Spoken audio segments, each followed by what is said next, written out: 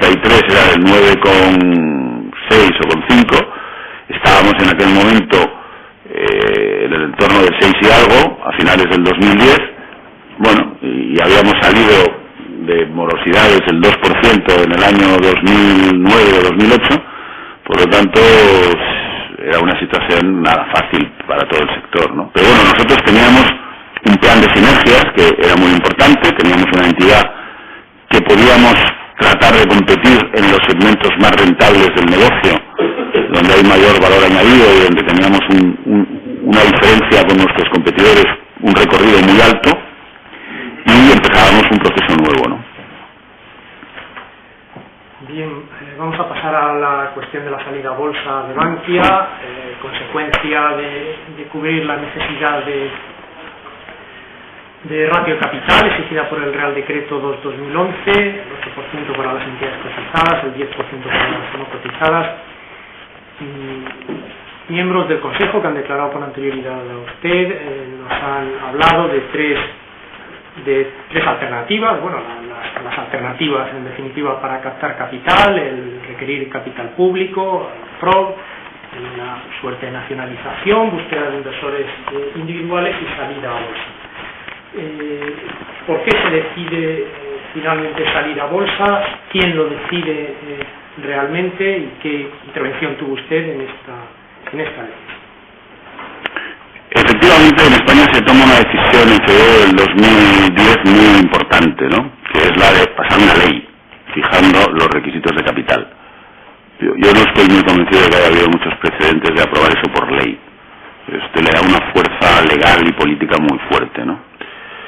Hemos de pensar que se acaba de producir la crisis irlandesa y que por lo tanto los gobiernos estaban todos muy preocupados de dar sensación de seguridad a sus sistemas financieros. El gobierno español de entonces decidió que la capitalización era el camino adecuado y para eso presentó un plan que discriminaba a las cajas, claramente.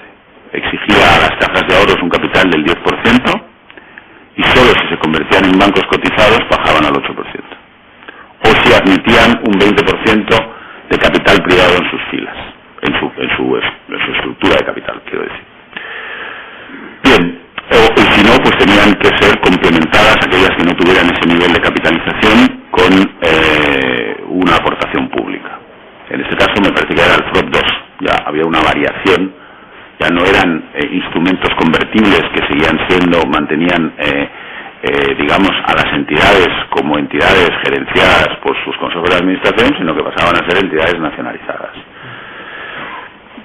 Entonces, nosotros estudiamos las dos posibilidades de ampliación de capital privada, la de los grupos, la de grupos que pudieran estar interesados en invertir en nuestro capital cantidades muy significativas. Pensemos que un banco del tamaño que era ya BCA, y pues probablemente necesitaba unos 1.700 millones de euros para cumplir los requisitos que marcaba el gobierno, porque además el gobierno exigía que la ampliación de capital fuera al menos del 20%. Nosotros la verdad es que estábamos rozando el 8%, estábamos en el 7,9%, pero estábamos muy lejos del 10%. Si teníamos que ir a hacer una ampliación de capital, ya fuera con socios o una colocación, digamos, en varios socios, ya fuera al mercado, teníamos que hacer un 20% de ampliación. Estábamos hablando de una ampliación de alrededor, como mínimo, de 1.700 millones. Grupos privados o grupos de inversión individuales que estuvieran dispuestos a invertir 1.700 millones en España, yo no conocía ninguno. En aquel momento tuvimos muchísimas visitas de grupos internacionales, claramente grupos españoles no estaban dispuestos, de grupos internacionales, pero estaban hablando de inversiones mucho más pequeñas y además en unas condiciones de descuento realmente tremendas, ¿no? 80% de descuento, cifras de ese tipo, y además con unas condiciones de gobernanza, es decir, con presencias muy determinantes en los consejos de administración, mucho más allá del 20%. Por tanto, eran posiciones muy agresivas, pero que para nosotros tan viables, porque estábamos hablando en nuestro caso, precisamente por nuestro tamaño, de una cantidades muy significativas. Además, el Banco de España nos indicó que nosotros no deberíamos quedarnos en esta ampliación de capital en los 1.700 millones raspados, sino que deberíamos ir a una cantidad por encima de los 3.000 millones. En ese sentido, la posibilidad de encontrar inversores privados, igualmente no personas físicas, pero fondos de inversión, internacionales, compañías de seguros, que estuvieran en condiciones de invertir en el sistema bancario español 3.000 millones, pues quiero decir que yo no tuve ninguna oferta en esa dirección y dudo que fuera posible, ¿no? Tanto la otra alternativa era salir a bolsa. Tengo que decir que nosotros sabíamos que nuestro futuro era salir a bolsa. En el contrato de integración ya se contempla la salida a bolsa. Es más, se establecen unas condiciones de mayorías cualificadas si salíamos a bolsa en los 2 primeros años y después ya no había tales mayorías cualificadas. Quiero recordarles también que eso estaba para proteger principalmente, en este caso a Bancaja, porque la mayoría cualificada entre Caja Madrid y Bancaja se superaba, y Caja Madrid, que tenía el 52%, por lo tanto aceptaba una cierta limitación de salida a bolsa durante un primer periodo. Eso indica algo que habíamos hablado entre nosotros. Era claro que nuestro objetivo y nuestro final tenía que ser una empresa cotizada, por muchas razones que si quieren después entramos en ellas. Pero bueno, nunca pensamos que tuviéramos que hacerlo en los primeros meses de vida, ¿no? Entonces la opción de salir a bolsa tenía muchos componentes. Primero, componentes técnicos, salir a bolsa. Después, además, el decreto ley era un decreto ley temporalmente limitado, y no solo tenías que salir a bolsa y conseguir capital, sino que lo tenías que hacer prácticamente durante el año 2011. Había una pequeña prórroga para el 2012, pero el Banco de España indicó claramente que no pensaba permitir que se ejecutara. Tanto aquí se trataba de capitalizarse o a finales del verano o a principios del otoño, o al principio del verano, mejor dicho, junio, julio, o en el mes de septiembre. La salida a bolsa de una entidad nueva pues no consume menos de 4 meses, por lo tanto para nosotros la decisión tenía que ser relativamente rápida. La tomamos, entendimos que la salida a bolsa tenía ventajas, nos daba capital suficiente porque el mercado de capitales tiene profundidad como para poder demandar miles de millones, no decenas de millones o cientos de millones. Segundo, era un paso significativo en la modernización de la gobernanza, puesto que nos sometíamos ya a una disciplina de mercado mucho más intensa, que estaba en el proceso de modernización del SIP, y además también exigía pues comportamientos de gobernanza, perfiles de consejo, etcétera, que eran claramente estaban en el horizonte de lo que queríamos hacer, pero que lo íbamos a hacer aceleradamente. Tenía algunos componentes no tan claros. El principal era la coyuntura. Las bolsas estaban cayendo, las acciones de los bancos estaban cayendo, y salir a bolsa con un mandato legal que te obliga, y que además te obliga en un tiempo temporal relativamente corto, pues no es la mejor posición para maximizar el precio. Estaba claro que la salida a bolsa iba a tenerse que hacer con descuento, no por nuestro caso, que también, sino porque todos los bancos estaban en ese momento bajando en su relación de cotización. Ya quedaban en España muy pocos bancos que estuvieran cotizando al valor en libros, y estaban casi todos bajando del valor en libros, 0,60, 0,70, y un banco nuevo que además tenía que salir en un tiempo limitado, pues probablemente iba a sufrir una colocación con un determinado descuento. Empezamos el proceso. Adelante, si es que si no... Y luego le pregunto por este otro tema. ¿Cómo se decide? Me había preguntado, si quiere le contesto. Lo decide el Consejo de Administración. Yo le presento estas 3 iniciativas, doy mi opinión sobre cuál me parece la más coherente de nuestro proyecto de modernización de las cajas y de creación de un banco competitivo, que era la salida a bolsa, y el resto del Consejo coincide conmigo. Pero me ha dicho también, sin perjuicio de que lo decidiera libremente el Consejo de Administración, que también era el parecer y el criterio del Banco de España. ¿Es así?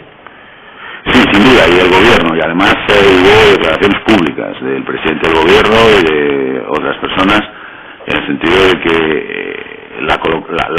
el proceso de modernización de las cajas, haciendo que salieran a bolsa y por tanto que aceptaran inversores privados y diluyeran a las cajas en el capital, era claramente la intención del Gobierno y del Banco de España. Vamos, no lo entiendo, lo sé, y además eso no era una cosa, digamos, que no se expresara con toda rotundidad. y por tanto, y además la defensa, la propia razón de pasar una ley era un mensaje muy contundente de por dónde iban los tiros, ¿no? Se creó una comisión en Bankia para los trabajos de salida a bolsa, ¿es así? Se crearon varias comisiones, pero vamos, se creó una del Consejo, en la que estaba yo, y estaba yo creo que el vicepresidente y algunos consejeros más, y estaban ejecutivos de la entidad.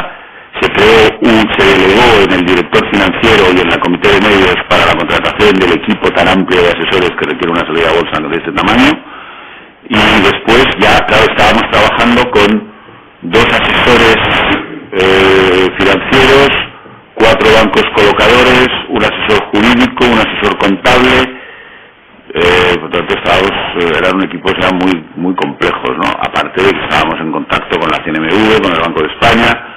Es una operación para una entidad. Salir por primera vez a bolsa es una experiencia que exige un ritmo de trabajo muy considerable. Y en nuestro caso, y quizás me anticipo alguna pregunta, pero yo creo que es bueno, la opinión de todos los asesores y de nuestros equipos internos es que nuestro balance teníamos que dividirlo para ser más atractivos en la salida a bolsa. ¿Quién seleccionó a estos terceros, este equipo asesor, a estos bancos? El director financiero... ¿En la comisión está creada? No, el director financiero y el comité de medios, que eran los responsables de las compras, de los que contrataban compras en sentido amplio, es decir, no solo compras de material, sino cualquier asesoramiento pasaba por el comité de medios, que decidía en concurso quiénes. Aquí se hizo una lista. Nosotros claramente necesitábamos asesores y colocadores globales que tuvieran presencia internacional. No podíamos simplemente quedarnos en el mercado nacional, por un problema de prestigio y también por un problema de credibilidad. Yo creo que no hubiera sido creíble para los inversores españoles que nosotros hubiéramos planteado una colocación solo en España.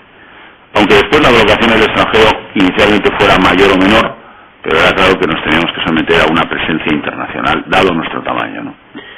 Entonces, ahí las propuestas que se nos trajeron eran, por un lado, necesitábamos asesores, y se nos trajeron 2 muestras, un banco de inversión, la SAR, y un asesor específico, STJ. Los asesores, se trataba de que nos garantizaran que los bancos colocadores, que son la pieza clave de una colocación, trabajaran de la manera más eficiente. Y se trataba de que los asesores no fueran colocadores ni tuvieran negocio de colocación. Hoy no es muy común, no hay muchos bancos asesores que no tengan negocio de colocación, para que no hubiera intereses contrapuestos. En cuanto a los bancos colocadores globales, era claro que teníamos que ir a los más conocidos y más grandes, que son casi todos norteamericanos, no todos. Bien. Le preguntaba por ese proceso de selección. ¿Quién eligió al azar, por ejemplo, al azar y a... Pues todas las propuestas las trajo el director financiero, y los contratos y las condiciones se negociaron en el comité de medios, que era el que tenía que decidir ese tipo de cosas.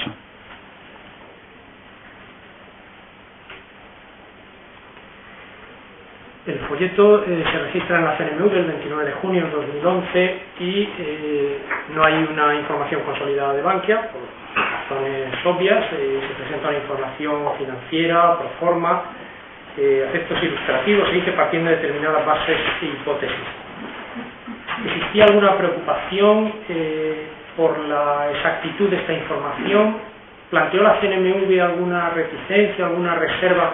No, la CNMV fue muy exigente, pero no planteó ninguna reserva. Vamos a ver, es verdad que BCA, Bankia, después no tenía estados auditados de 3 años anteriores, pero no es menos cierto que Bancaja y Caja Madrid sí los tenían.